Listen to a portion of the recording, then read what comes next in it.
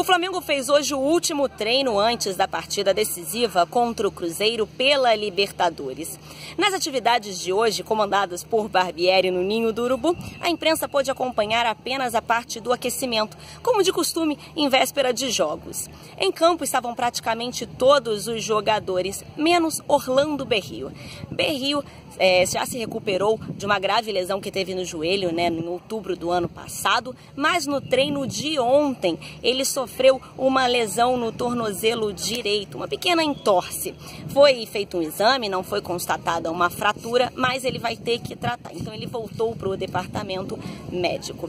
Nas atividades a gente não acompanhou o famoso treino tático, então não vimos o time que Barbieri deve colocar contra o Cruzeiro. Mas não deve ter muitas surpresas, deve seguir o mesmo que ele colocou em campo contra o América Mineiro. Inclusive foi Barbieri que falou na coletiva de imprensa antes desse treino e foi perguntado sobre isso. Ele disse que não deve poupar jogadores, eles sempre buscam com a melhor equipe em todas as partidas, mas em algumas situações é necessário preservar alguns jogadores que tenham alta chance de lesão.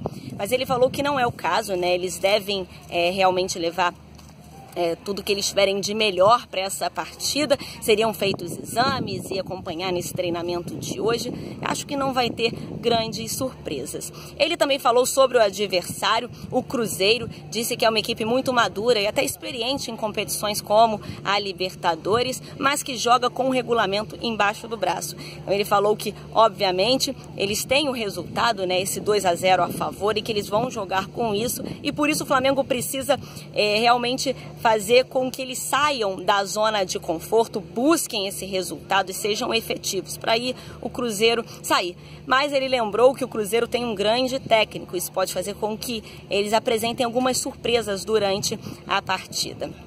Uma notícia de última hora, Gustavo Cuejar foi convocado pela seleção colombiana para os amistosos de setembro. Os jogos são no dia 7 e 11 de setembro nos Estados Unidos, então é muito possível que o Flamengo não possa contar com o Cuejar nas mesmas partidas que também não vai contar com o Paquetá. Mas há uma diferença em relação ao Cuejar, que na partida do dia 12, que é pela Copa do Brasil, a semifinal contra o Corinthians, Pires da Mota, que é o substituto imediato, não vai poder jogar, ele não está inscrito na competição, então aí seria uma dor de cabeça para o Barbieri, no caso de o Cuejar não poder jogar essa partida. Então, nesta quarta-feira, às 9h45, tem Flamengo e Cruzeiro. O Flamengo precisa de uma vitória por 2 gols de diferença, mas lembrando que um 2-0 não basta. 2-0 leva para os pênaltis e o Flamengo precisa de um 3-1 pelo menos.